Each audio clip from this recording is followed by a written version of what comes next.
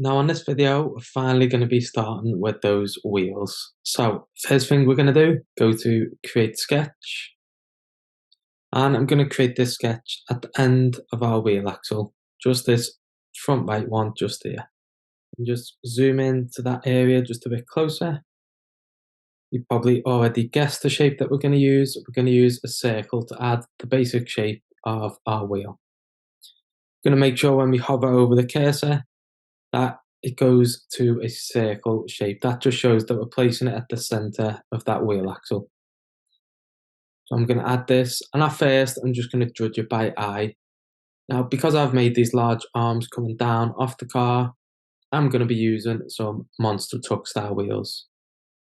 So I'm going to go to roundabout where I think it looks sensible, and then I'm just going to add a value in and around that. So I'm just going to go with about 700 and press enter. So from here, this would be the whole entire shape of the wheel, but I do also want to have a tyre just around the outside as well.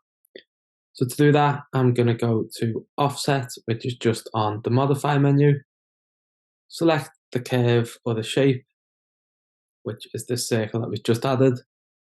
What this does, it creates the same shape around the same center, but it just either expands it out just outside that, or it puts it within that shape. So again, I'm just going to drag it out, judge it by eye. That is at about 100, so I'm just going to go for 110 and press enter. Now what we can do, we can come out of that sketch by clicking finish sketch. And again, I'm just going to use the keyboard shortcut this time, and I'm going to press E for extrude. From here, I'm just going to select this outer profile. And in order to see how far back I need this to go, I'm going to use my view cube and just switch around to this view here.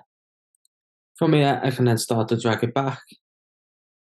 And what I'm going to do is I'm going to get it close to this without actually touching. So I'm going to go with about -125, and that looks about right to me.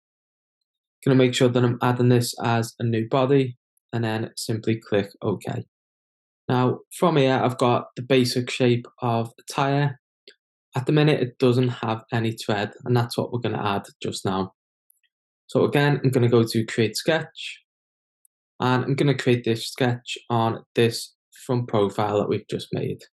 Now, before we start adding the tread, what we've got to think about with this is, now with a tyre tread, what you've got to think about is it's adding loads of little small chunks on top of the outside of that tyre. Now, to do each of those individually would just take far too long. So for this, we're going to be using the pattern feature and also the mirror feature, just to save ourselves a bit of time and just work a bit more efficiently. So the first thing we're going to do is we're going to go to this line tool. What we're going to do before we add it is, in our sketch palette, we're going to make sure that this is being added as a center line. Again, I'm going to place my first point on the center of that wheel axle, and I'm just going to drag it up, making sure that it stays at 90 degrees. Doesn't really matter too much how far up you go, as long as it's got a bit of a distance going outside of the tyre. So from here, we're going to click escape to go off that line feature. What we're going to do is we're going to use this offset tool once again. Going to select this outer edge of our tyre, and we're going to drag it out just by how big we want this tread to be. Now, as I said, these are going to be monster truck tyres, so they're not going to be the average size of your tread. So these, I want them to go out quite a bit further than they would on an ordinary tyre. I'm going to go with about 65, and I'm just going to select OK once again. Now from here, we're not going to use this entire shape, so we need to cut out some sort of little thread pattern that we're going to replicate within this.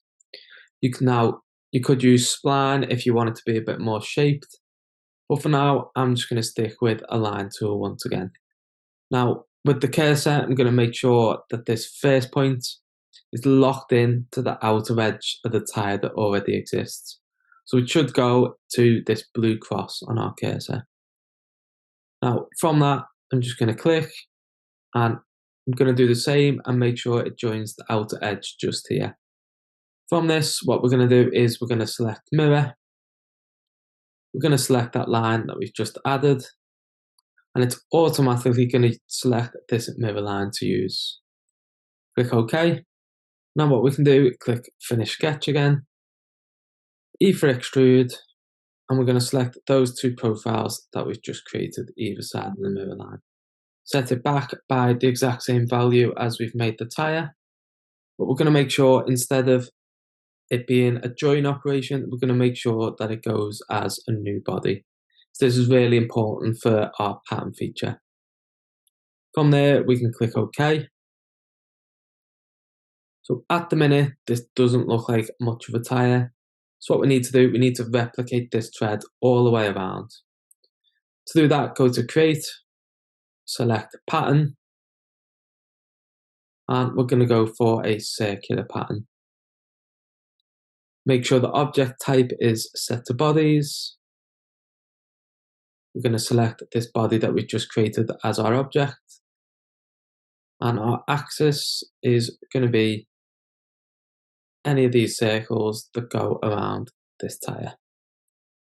Now, from this view, we can start to select how many we have within the pattern by using the quantity here. I'm going to drop this down to about 8, and I'm going to click OK. Now, because these are all separate bodies, it is going to make quite a messy browser just here. So what we can do instead is if we go to Combine from the Modify menu, we can then simply join all these separate bodies to create one singular body. And then just click OK. Then just before we move on to our next step, I've just made sure that I've used the Appearance panel to change this tyre to a bumpy rubber. This is just going to make our next couple of steps a lot easier.